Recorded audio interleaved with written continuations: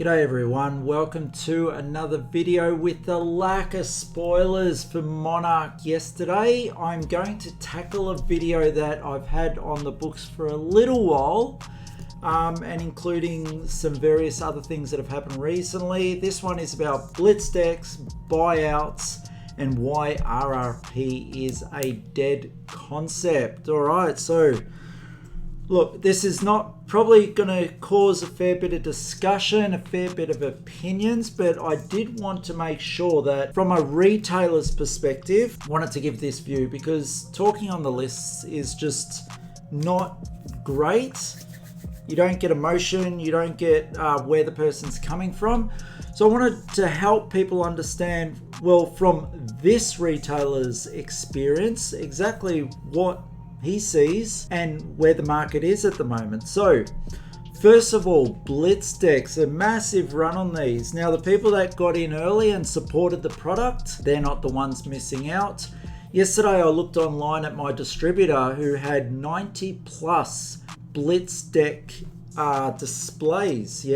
I looked at my scene, looked at what was left from my initial order, and I got 10 myself. I wanted 10 displays to make sure I could fulfill the scene of new players and existing players, especially with the mentor cards, leaving more than enough for everyone. By that afternoon, they were all gone, unknown as to whether one person bought them out or whether quite a few different places went in on that. I had the opportunity to do a mass buyout and I chose not to because the game needs to get out there.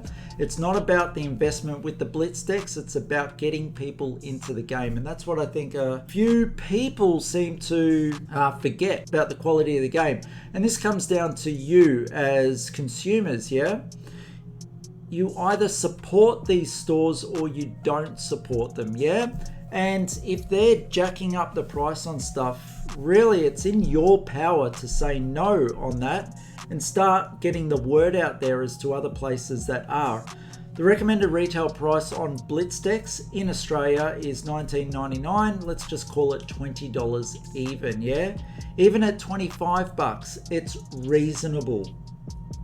Anything above that, it starts to become a little bit unreasonable and you're price gouging. It's as simple as that. You have the power, start talking, find out the places that are willing to support the player base and stop supporting these people that are gouging the system in order to make bigger bucks. Now, as a retailer, I can understand exactly what these people are doing. It's hard enough to run a brick and mortar store, and when you see an opportunity there to buy something and sell it for a bigger profit, it is just there. But this is where we as a community need to come together and just put a stop to it. Now the stores don't want to sell you something that you're going to flip for double the money. Why the hell would we do that? Why don't we just sell it for double the money? See the mentality? If you're going to buy it to flip it, why don't stores do the same? You guys are creating this concept of where you're getting online and pointing out retailers selling things for larger than expected.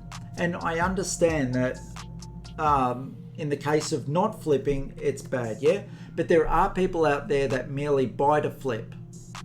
And unfortunately with these Blitz decks, I don't think they're flippable like that, But stores have seen this quick thing to make an easier buck, and that's what's happening with that. So support the stores that are supporting the community and doing the right thing. In Australia, $25, up to $25 is reasonable for Blitz decks. I think any starter deck in any game is going to be around about the $25 mark, and anything lower is just a bonus on that. All right, we don't see those $65 decks in Fab, and we shouldn't. Okay, now in regards to why the Blitz decks have this special card, honestly, as a retailer, we cannot move starter decks. Full stop. If the starter decks do not have something special in them, we're not going to move it. And this has been proven with the previous Blitz decks. where they just sat on a shelf. No matter what price I put them for, I put them even down to 12 bucks and could not move them. They sat on a shelf right up until alpha was announced as ceasing, and then there was a massive rush, yeah? We cannot move stock unless there's something special about it. Now, you might be on there saying, well, you know, it's a good way to get new players started. Normally what I've got, yes, you try and get the starter deck and trying to get the hero and move people onto them. But there's also the boosters. There's also sitting down, making a deck with those people. There's all different arguments in regards to this, but there needs to be something special in those Blitz decks in order for them to move. We've already seen the result of this. In the Alpha Edition production of starter decks, there were very little produced. Why was that?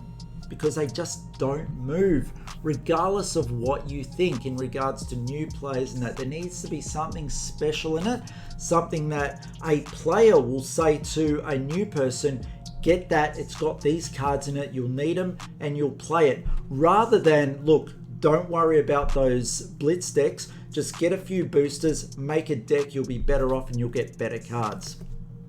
You see where we're going with that?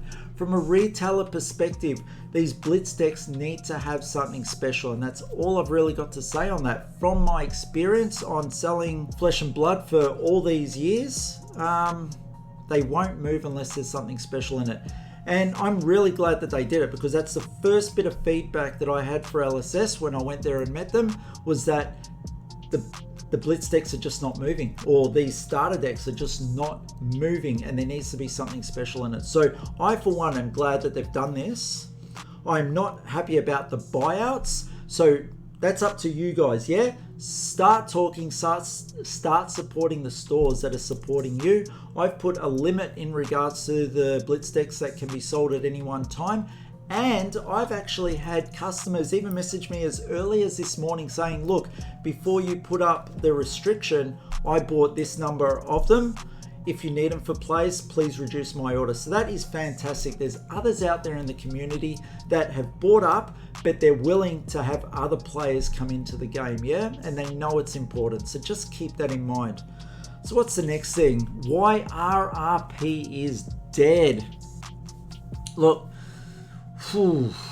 I constantly get stuff in and have to put it on a shelf and have to struggle with this concept that people will expect it to be $145 for a booster box, yeah, but online it's selling for $220.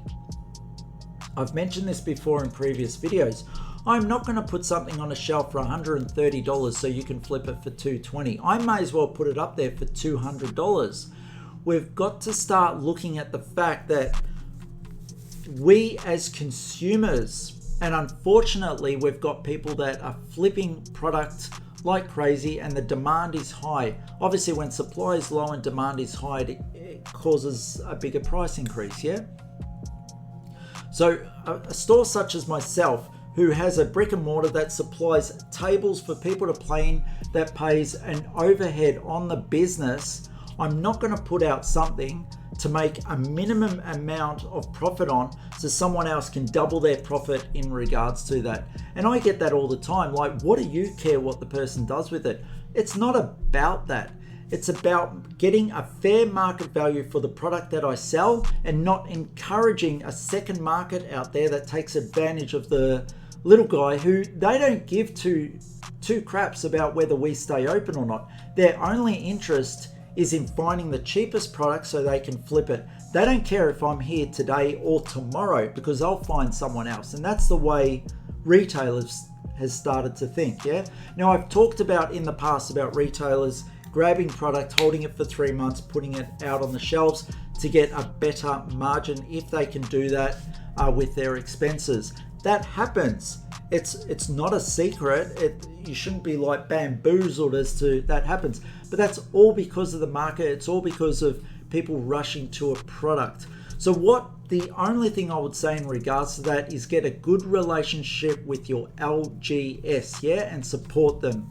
The worst thing that you can do to an LGS is to buy off an online retailer and you know who they are and whether they support the scene and whether they run events or whether they're just out there for a quick buck.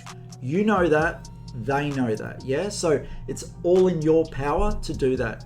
Me, I'm looking after my scene and the greater community. I put up a certain amount of product for online sales, and yet I keep some to the side now for my local scene. Those 10 displays that I bought are going to be for the local scene to make sure I've got enough for new players, but at occasion I will be putting up more Blitz decks as they become available for the wider community as well, yeah? Just doing my part as others are as well. There's quite a few of us. We just need your support, yeah? All right, if you enjoyed this video, give it a thumbs up. Any comments, throw them down below. Interested to hear them. Do you agree? Do you disagree? Have I missed something? Let me know. I get back to all comments. Right after this video, I'm starting to reply to all the other comments as well. And you know what? If you enjoy the channel, it's 1 second of your time to hit the subscribe button, and it means a lot to us, yeah? The more subscribers and the more likes we have, the more this message gets across to people and the more work we can do. And me as a content creator am challenged and inspired to do more for you guys out there, okay? Have a great one. See you on the next video. See you all.